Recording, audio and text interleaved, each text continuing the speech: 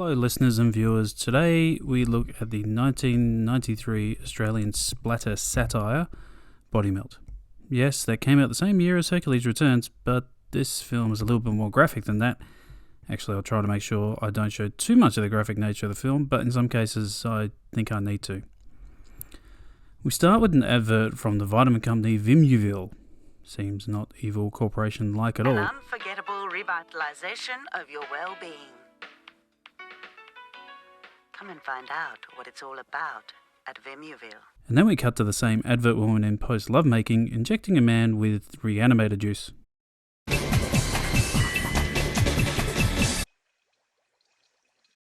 man gets the dirt on Vimuville in typical 90s DOS fashion.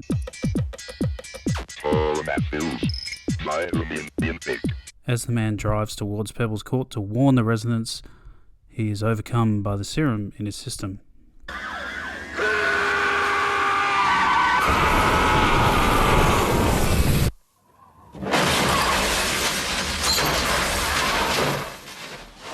And the residents that we meet are a mixture of actor from Blue Heelers and other 90s Australian stereotypes. Gino Argento and Sal Sassone. We can probably get this bloke for not wearing his seatbelt. Oh my goodness, we have a daddo. So on the subplot of Body Melt, we have Gino and Sal who go to what they perceive to be a health farm, but it's not. It's more like Hills Have Eyes or Wrong Turn have taken over the asylum. A little Outback humour. They're screwed. William McInnes took a vitamin sachet, so he's on his way to look like the guy from the beginning of the film.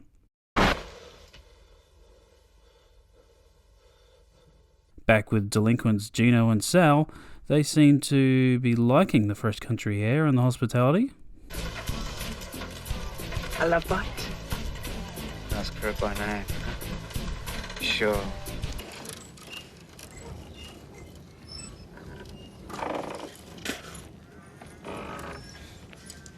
Dado and the other guy, he's not really important, investigate Vimuville with the head of Vimuville, Sean. Could he have bought those in Melbourne? Of course. How did he die? Car crash. And then during the investigation, enhancers, designed to take your mind into new intraphenomenological dimensions. Meanwhile, William McInnes is having a Giallo flashback. In your mind. And we also meet Lisa McCune. How many people in this film are from Blue Heelers? You're pregnant.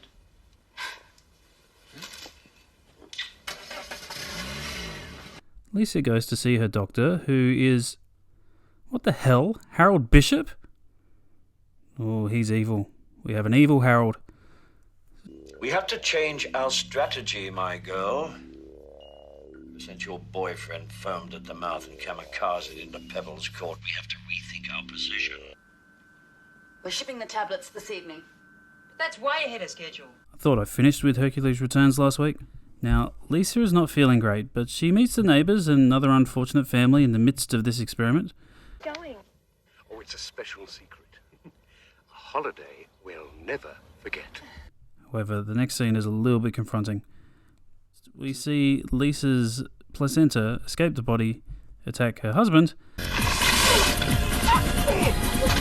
and then Lisa explodes. So, yeah, that happened. The evil Harold investigates the town to track down McInnes to see what effects have occurred with him.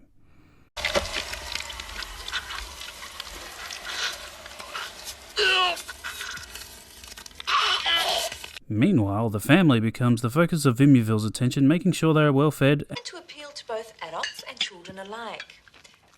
You know how it is. Positive deception.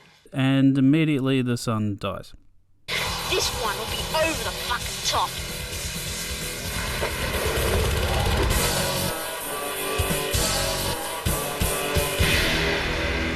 The evil Harold has escaped with one less year to visit his old partner, the owner of Gino and Sal's prison. So,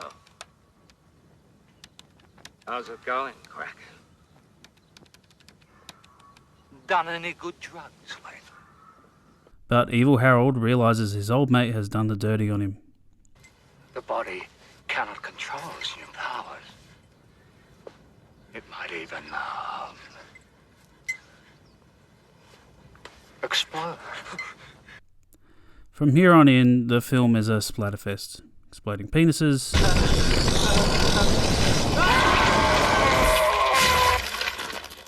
melting heads, enlarged tongues,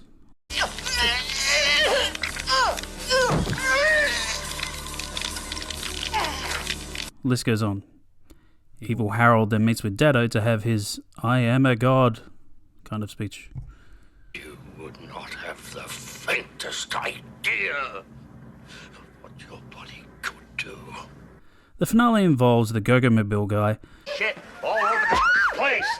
Now look, we finally caught him in your office, Sam. Now the only trouble is the young Jordan's trapped in there with him. G-O-G-G-O. in an exorcist-type spumatorium. Ooh, not feeling queasy, are we, Jono? Body Melt is the brainchild of Philip Brophy, writer, musician and filmmaker. It was based on 4 short stories from Brophy before being expanded into a feature film. His inspiration came from recently married, perfect couples, woolen jumpers, baby names books, aerobic classes, 4-wheel drives, new housing estates and anything else associated with complacent lifestyles. The special effects are the driving force behind Body Melt, and Bob McCarran was at the helm, and he's worked on different films such as The Matrix, worked on Brain Dead, which is another splatter feature as well. Apparently they used 3 40-gallon drums of phlegm. Sounds disgusting. McCarran said of the actors that they took it all as fun and they looked on it as good experience. Most of them have never worked on a film like this before, so they all had a good time. This is not a film for the squeamish. It's visceral, disgusting, sickening. However, I have a morbid fascination with it, and it's not necessarily for the gore. I'm not really great with gore from time to time, but the story itself and the message it's trying to give.